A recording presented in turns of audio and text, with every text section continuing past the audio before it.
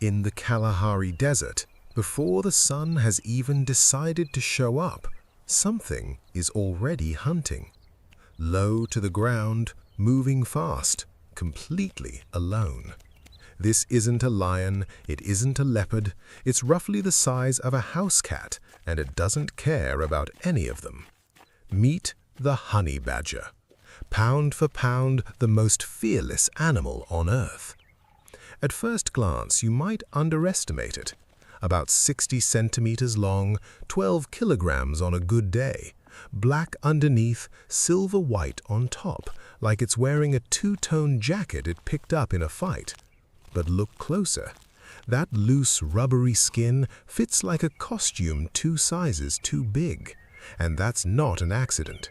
That skin is one of nature's greatest survival tools, thick enough to resist arrows, porcupine quills, even machete strikes.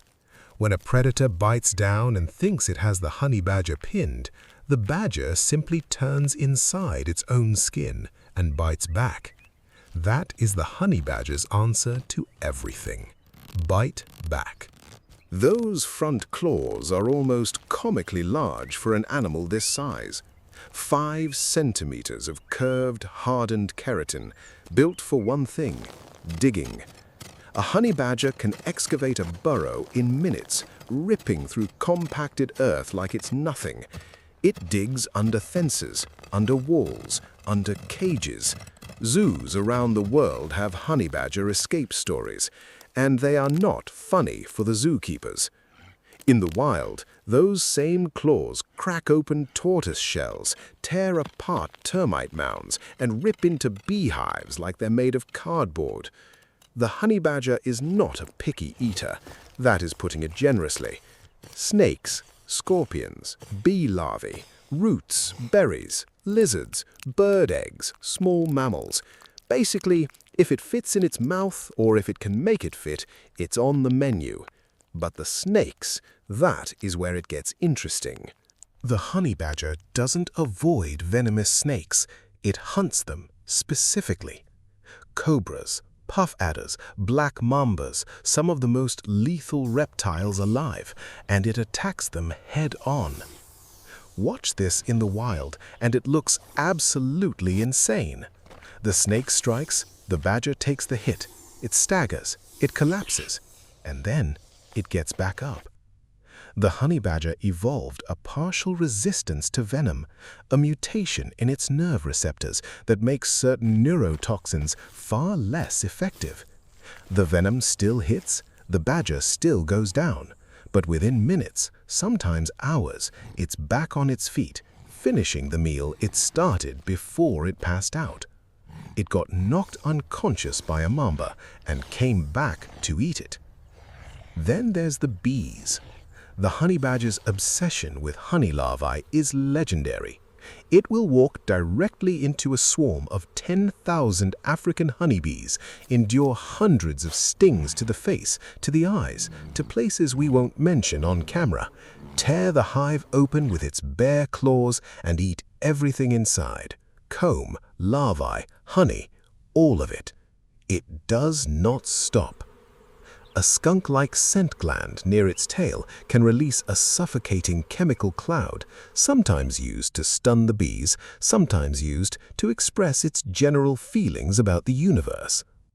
Now, the confrontations. There are documented cases of honey badgers driving lions off their own kills, charging Cape buffaloes, holding ground against leopards. Not winning every time, but making the encounter so painful, so costly, that the predator simply walks away. A lion learns fast. The energy cost of fighting a honey badger is never worth the reward. Part of this is the skin again. A leopard bites down on the back of the neck, the killing grip, and the badger twists inside its own skin, clamps its jaws on the leopard's face, and simply does not let go. This animal does not have an off switch. What makes the honey badger genuinely unsettling is that it is also smart. In captivity, honey badgers have been filmed using rocks as step stools, sticks as levers, and rakes as ladders to escape their enclosures. They've unlocked cage doors, solved puzzles, outwitted their keepers repeatedly.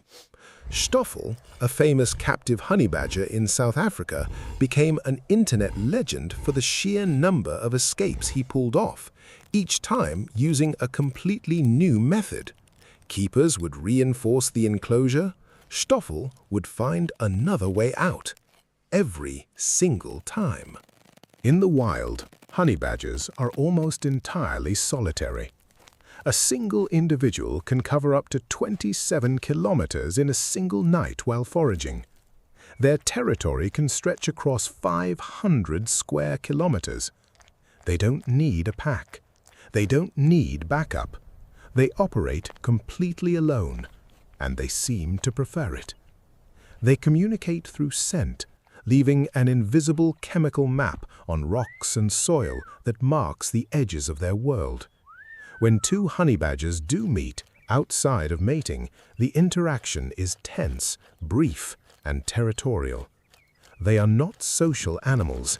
They are simply forces of nature that happen to share a planet with us. The honey badger is not the biggest, not the fastest, not the most beautiful creature in Africa, but it might be the most unconquerable.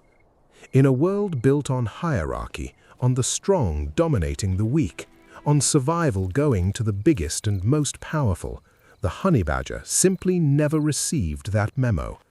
It decided, whatever comes at me, I bite back. Whatever knocks me down, I get up from. Whatever tries to contain me, I find a way out of.